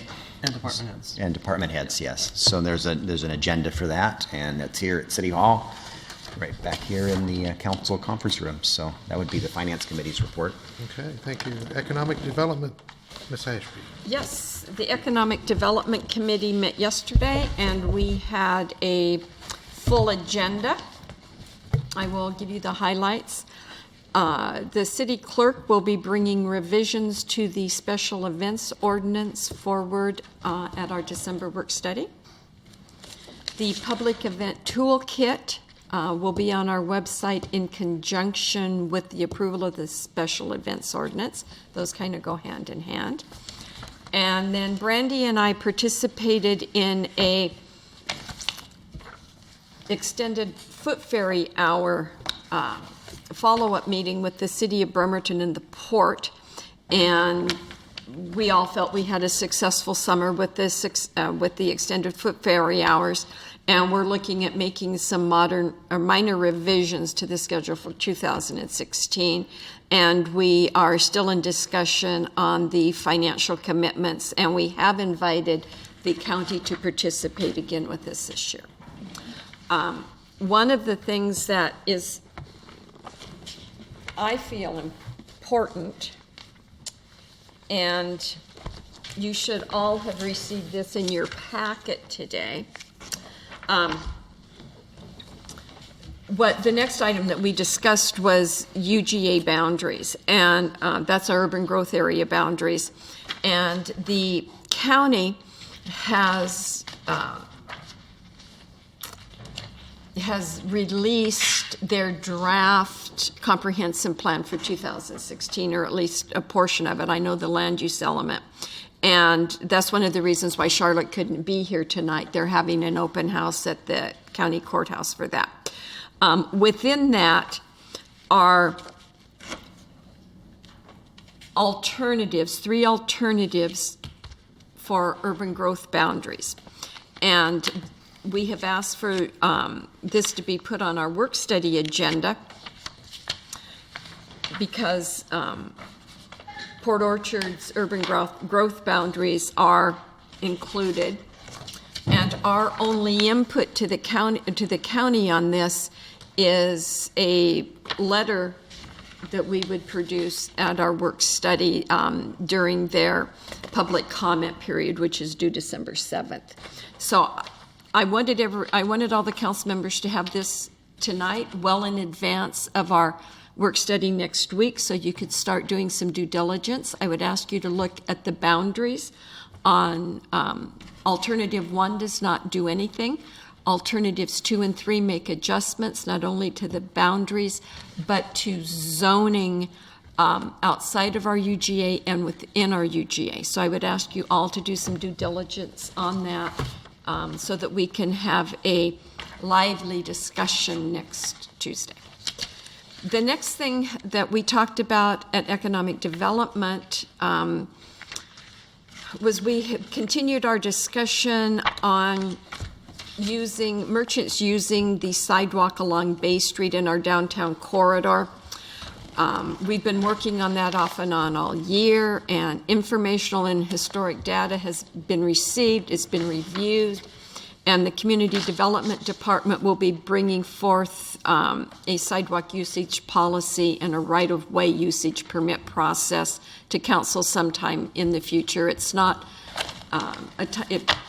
it's not a critical thing for us, but it would be nice to have in place before next summer's tourist season. Then, again, at Economic Development, Nick reviewed the status of the comprehensive plan update.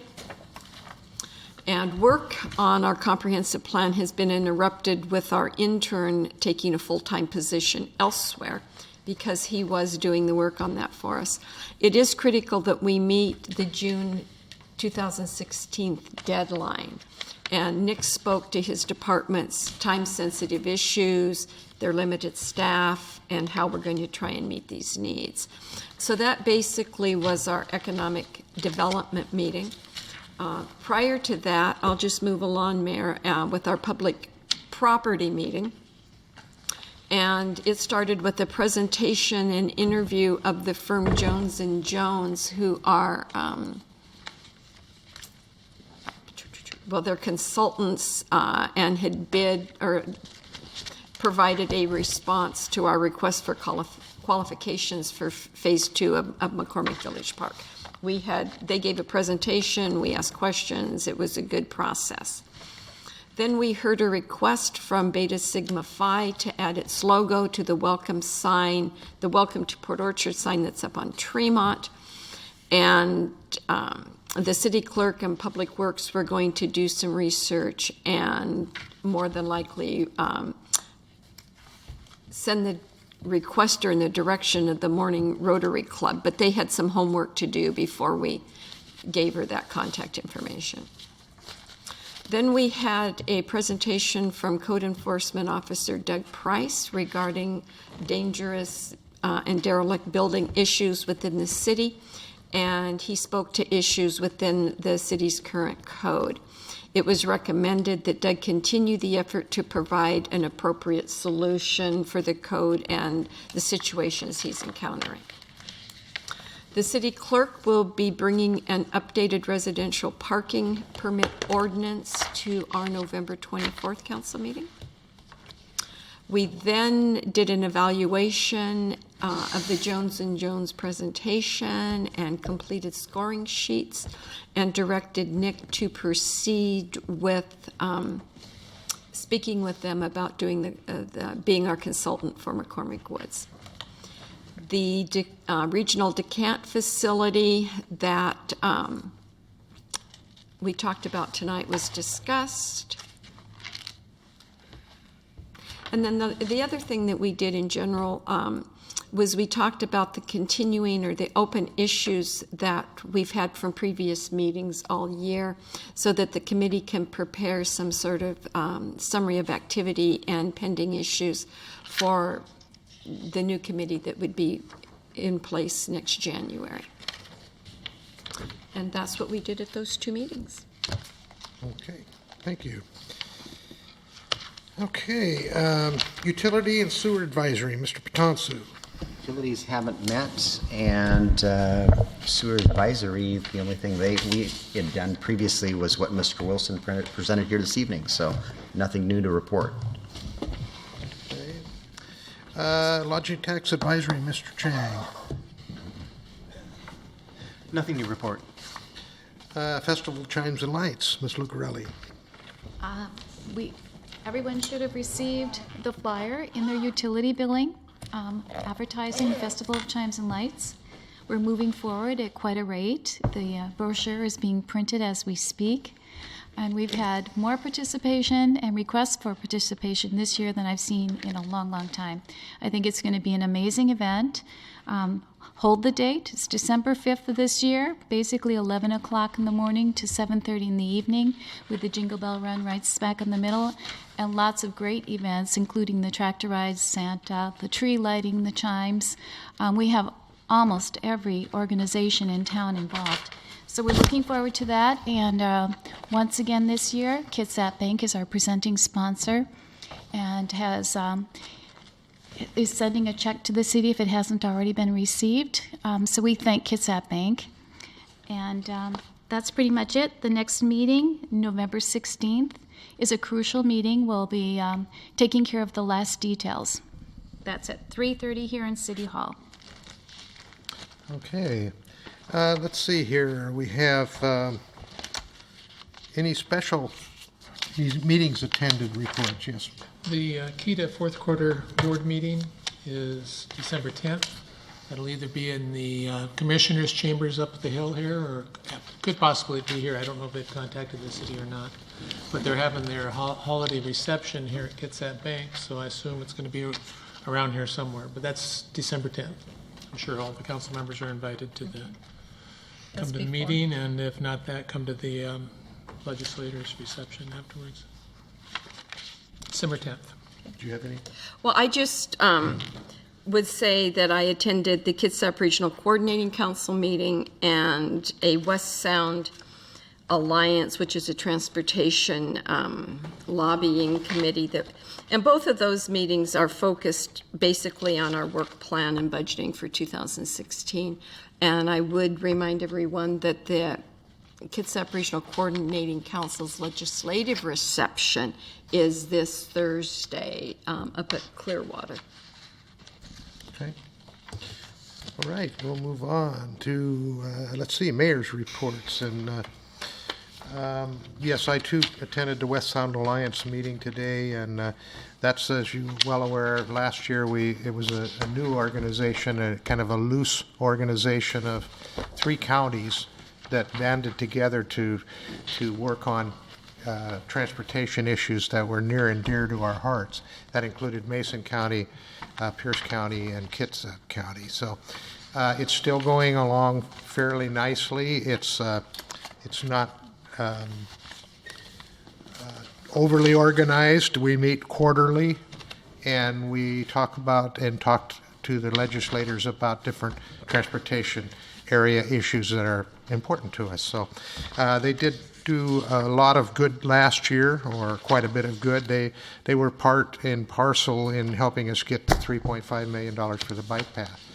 They also, we were helpful to them to get the Belfair bypass funded, some of it, for the most part. So we're also going to be working on this year improvements of State Route 16, and that's all the way from the bridge all the way into Bremerton. So there's a lot of work left to be done, but this is a good start to a really, we hope to be really an organization to be reckoned with in the future. So also, I'd like to read this letter from Miss Smith. Hello, I just wanted to say thank you for the amazing parking lot that you created.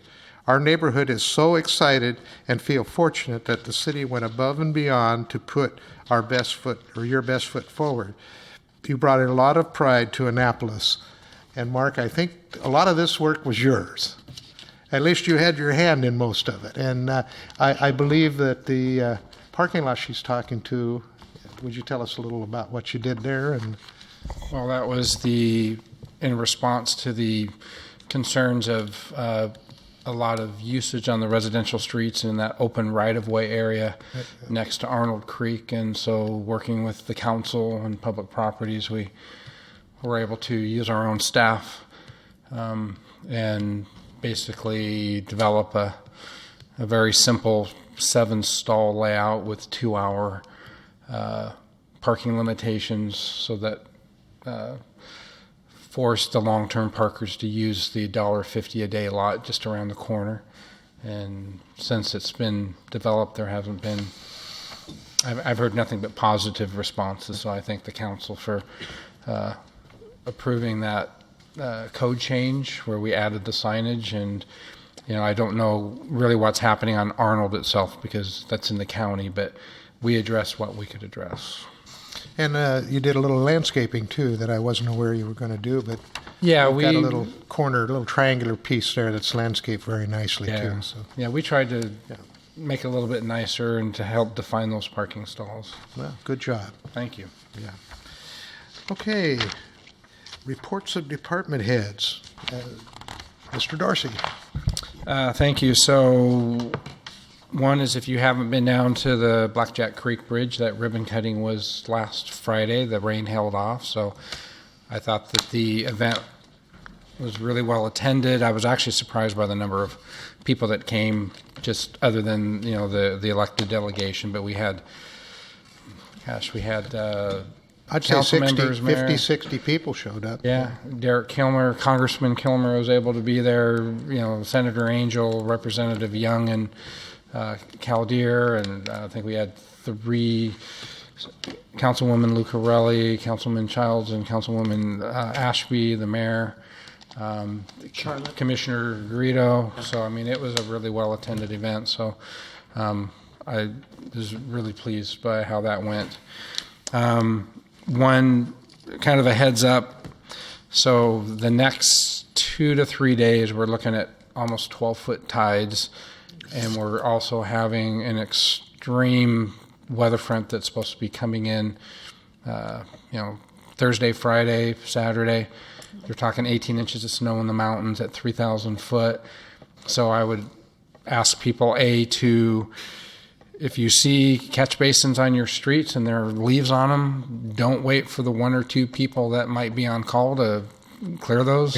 Clear them do what you can do as citizens to keep those drains cleared, because there's still, despite the wind we had, there's still a lot of leaves that are around. We've been really focusing on trying to pick up as many as we can, but there's still a lot of leaves on the trees. So that, and then for the downtown business owners, we have sandbags will be in place I'll be talking to the staff on Thursday about having that plan B that we have in place down there. Have our trucks loaded and ready to go with all that stuff. So, so it might be a doozy with the high tide. So this will probably be the first downtown flooding event we may have with the combined rain and the fact that our forefathers built the city 12 feet too low.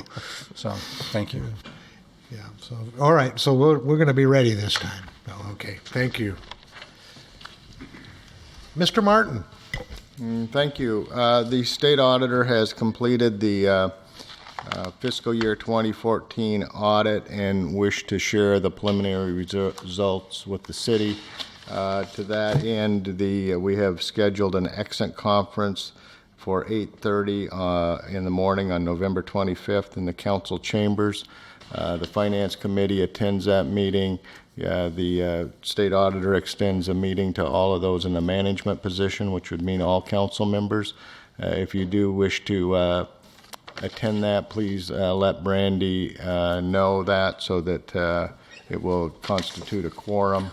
And because the state auditor will be there, we don't want to do that. We want to notice it properly. So anyway, if you'd like to attend, please let us know, and we'll see that that's taken care of. Thank you. Okay. Mr. Bond. Yes, at the last city council meeting, there was a motion made to schedule a special meeting.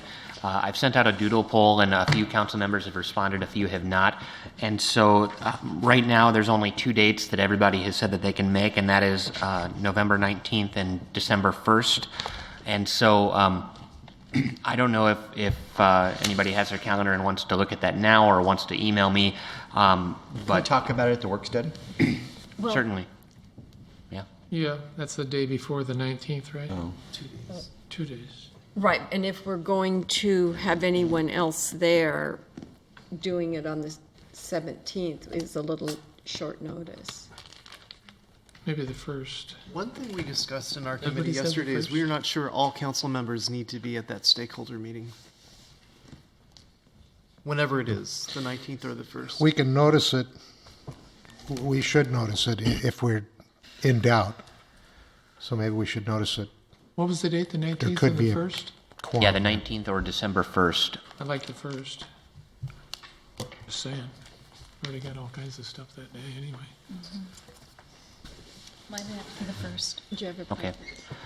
Well, it sounds like the 1st will probably work for at least 2 of you. I still need to talk to Councilmember Clausen. So once I verify that, I can work with Brandy to schedule a special meeting, and we'll get that taken care of. Do it the 1st, will it be like at 6 o'clock before the council meeting or something? Well, actually, There's there's no no council council meeting. meeting. That's right, there isn't. It's just my phone thinks there It'll be a is. real short meeting, too. I'll tell my phone.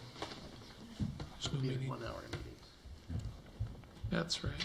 Okay, and as far as other reports, I just wanted to let the council know too that the concerning the decant facility, there's a zoning issue that we're going to work out, and a zoning ordinance has been prepared and is going to the Planning Commission, and that'll need to be adopted at the earliest possible time. I think that the Planning Commission hearing won't be until December, and so it'll come forward in January, but it's going to just make it so that decant facilities are permitted in the industrial zone as well as the employment zone, since the parcel on which it's located straddles a property line.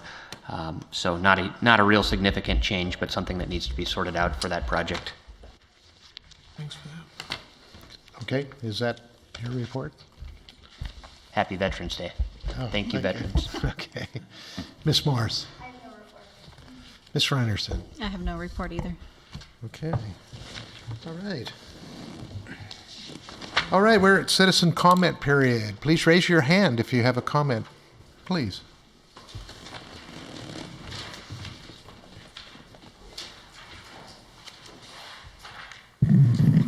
Excuse me.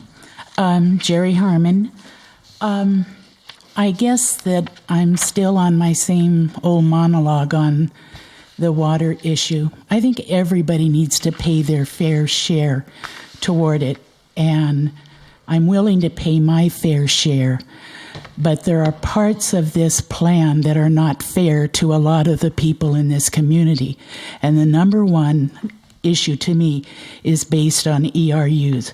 You have people that are putting very little into the system and other people that are putting a whole lot into the system, causing the wear and tear, and they're still paying the same amount as a lot of the seniors, a lot of the single members of this community. They're all paying the same, the $98, and it's not right. You need to go to the water treatment plant. You need to renegotiate that contract where it is not based on ERUs, but is based on consumption of water. And I don't care if it's 80% or 90%, you guys come up with it, but you're charging a lot of people an unfair cost, and they're paying for people that are putting way much more into the system. And it's not right.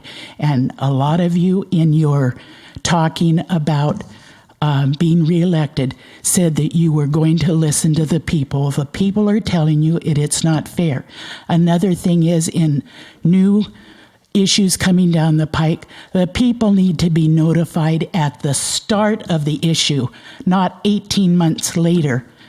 I would say that there are a lot of people in this community don't even know that their water bill is going up.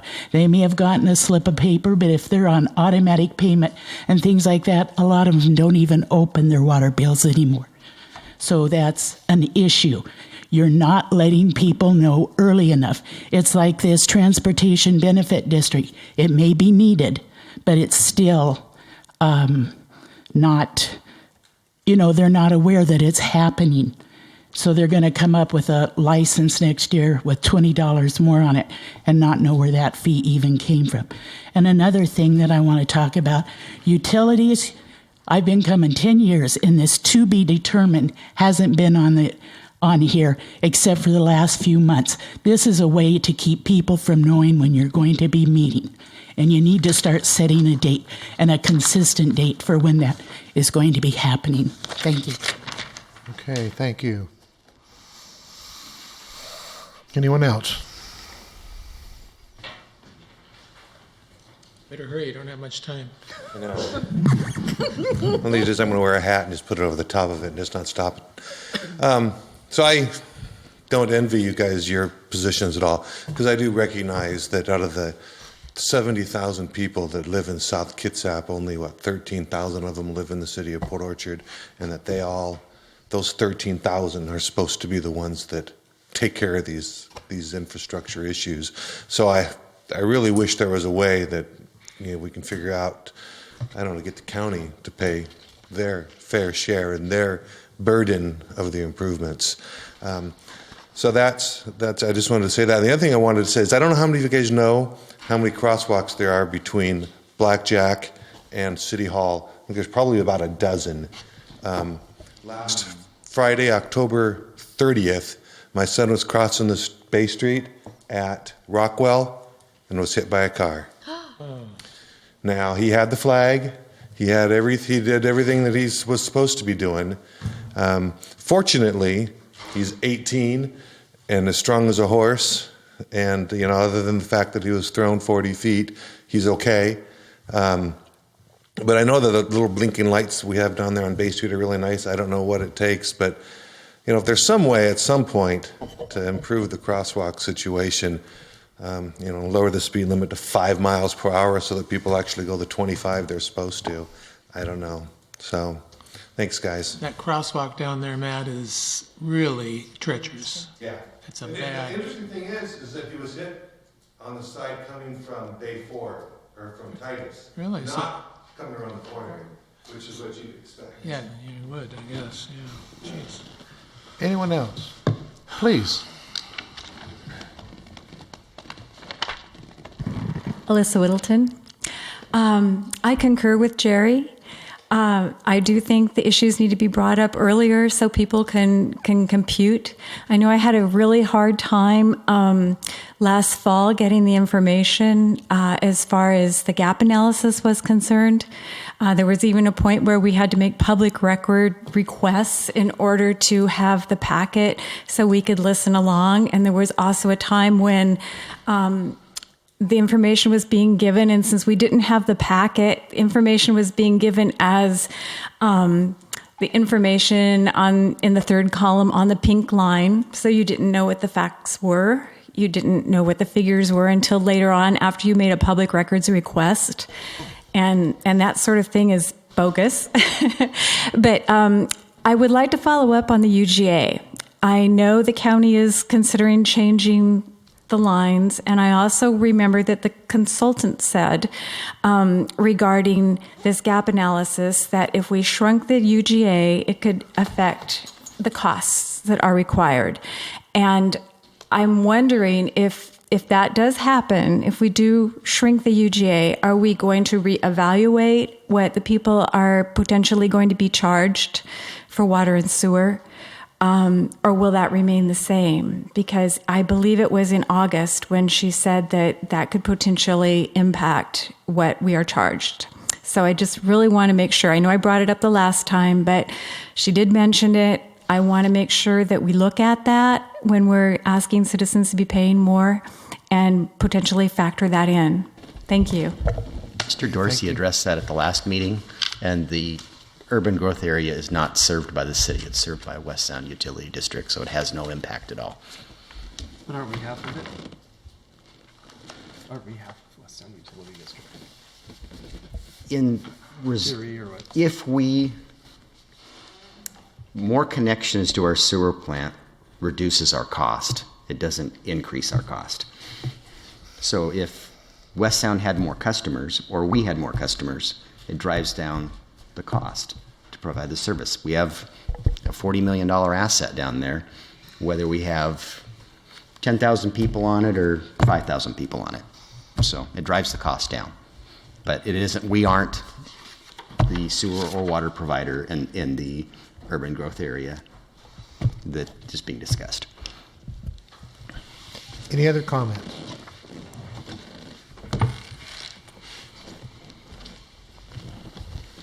Transportation money. What you got to do is lead the charge to get the Puget Sound Regional Council to not be the designated gatekeeper for the transportation dollars the federal government gives you. That's really the reason why the Kitsap Community Council was started to put together, is to have that organization funnel dollars. And we were ahead of the Puget Sound or Seattle area that they wanted to create this giant regional government thing. We would have more dollars if we as a county made the KRCC be the vehicle that distributes the federal dollars. And all we have to do in Kitsap County is to say so. And you will find more money for you to divvy up instead of us having to apply for the money we would normally get because it's based upon population. Consider that and start thinking about that, because that would create a lot of dollars for all the governments in Kitsap County, and you'll have local regional planning more effectively. Urban growth boundary. Since the Growth Management Act came into effect, Port Orchard did not get any population allocation or any urban growth boundary. The county came to us and said, we'll do North Kitsap first because we don't have money to do the whole county. Then they went to Central Kitsap. Then they came to us when it was time to do ours and said, oh, we've been doing it wrong. We have to plan now for the whole county again. We need to fight for our urban growth boundary and keep it intact. That's why we've not had a lot of money for some of these improvements that we need, because we haven't had any growth in South Kitsap for 20 years.